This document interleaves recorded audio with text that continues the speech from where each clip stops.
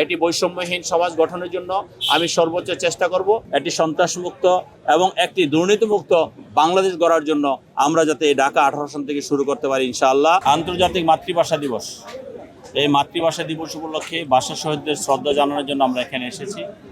আপনারা দেখেছেন যে অন্যায়, অবিচার, অত্যাচারের বিরুদ্ধে বাংলাদেশের মানুষ বাংলাদেশের জাতীয়তাবাদের ভিত্তিতে সবসময় সোচ্চার ছিল এবং 52 সনে ভাষা আন্দোলনের জন্য এই ভাষা শহীদরা ভাষার জন্য, নিজের মায়ের ভাষার জন্য আন্দোলন করেছে। সেই আন্দোলনে রফিক, জব্বর, বরকত সহ অসংখ্য এই ভাষার জন্য যারা আন্দোলন করেছে তারা নিহত হয়েছে। আমরা সেই নিহতদের স্মরণে আজকে এই শহীদ মিনার আমরা এসেছি। সবার জন্য ভালো চপস্টিক ইনস্ট্যান্ট নুডলস। আপনাদের খেয়াল রাখতে হবে যে আমাদের এই যুদ্ধ কিন্তু এখনো শেষ হয়নি। সেই ভাষা আন্দোলনের মাধ্যমে আমাদের যুদ্ধ শুরু হয়েছে।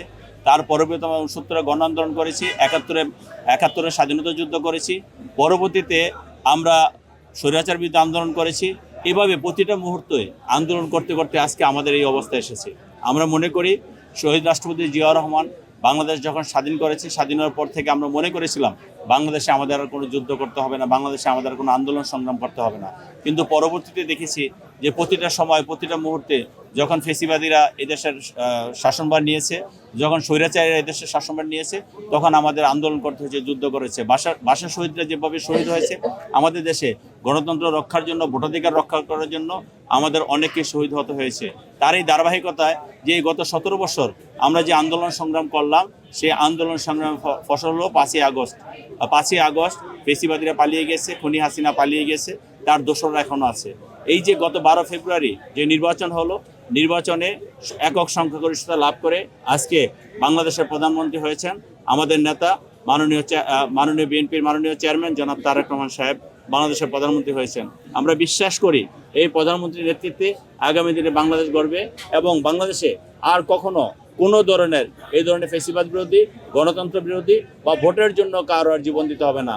আমরা যেমনটা ভাষার জন্য দিয়েছি, আমরা যেমনটা আমরা দেশের জন্য দিয়েছি এবং 69-এর গণ আন্দোলনে দিয়েছি, আমরা এই আমাদের জীবনের বিনিময়ে আমাদের যে অর্জিত যে গণতন্ত্র, অর্জিত আমাদের যে ভোটাধিকার, সেই রক্ষা করেছি, সেটা আমাদের অটুট থাকবে ইনশাআল্লাহ। আমরা এই দেশের মানুষের সহযোগিতা চাই। গত 12 ফেব্রুয়ারি সারা দেশে বিএনপিকে যেমন বিজয়ী করেছে, এই ঢাকা 18 আসনে আমাকে দেশের জনগণ বিজয়ী করেছে। আমি বলতে চাই একটি বৈষম্যহীন সমাজ গঠনের জন্য আমি সর্বোচ্চ চেষ্টা করব। তবে আমি সকলের সহযোগিতা চাই।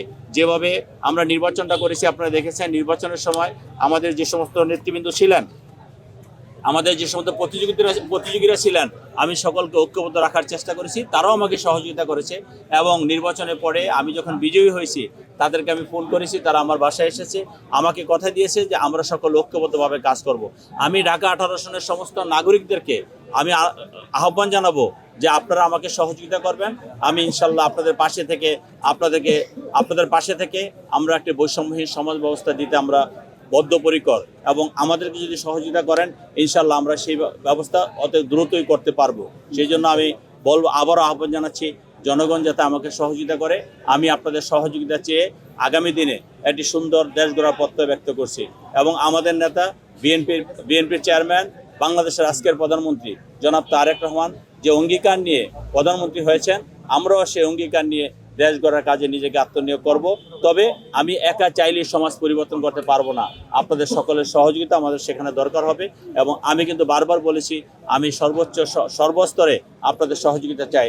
একটি শোষণমুক্ত, একটি সন্ত্রাসমুক্ত এবং একটি দুর্নীতিমুক্ত বাংলাদেশ গড়ার জন্য আমরা যাতে এই ঢাকা 18 সন থেকে শুরু করতে পারি ইনশাআল্লাহ। সেই জন্য সাংবাদিক ভাইরা যারা আছেন, আপনাদেরকে আমরা সহযোগিতা চাই। আজকে সোশ্যাল মিডিয়ার যুগ, সোশ্যাল মিডিয়ায় যারা কাজ করেন, এখানে অনেক সোশ্যাল মিডিয়ার কর্মীরা আছেন।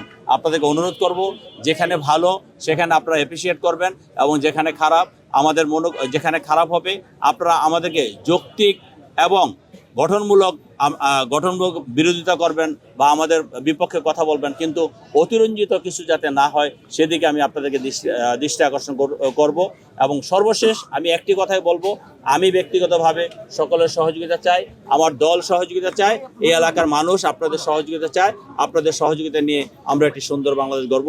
আজকে এই আন্তর্জাতিক মাতৃভাষা দিবসে এটাই হোক আমাদের অঙ্গীকার, কারণ আমরা আন্তর্জাতিক মাতৃভাষা দিবসে যেমন জীবন দিয়েছি, আমরা স্বাধীনতা রক্ষার জন্য, আমরা গণতন্ত্র রক্ষার জন্য, আমাদের ভোটাধিকার রক্ষা করার জন্য আমরা জীবন দিয়ে আজকে আমরা যা অর্জন করেছি, সেই অর্জন যাতে আমরা সকলে মিলে ধরে রাখতে পারি ইনশাআল্লাহ।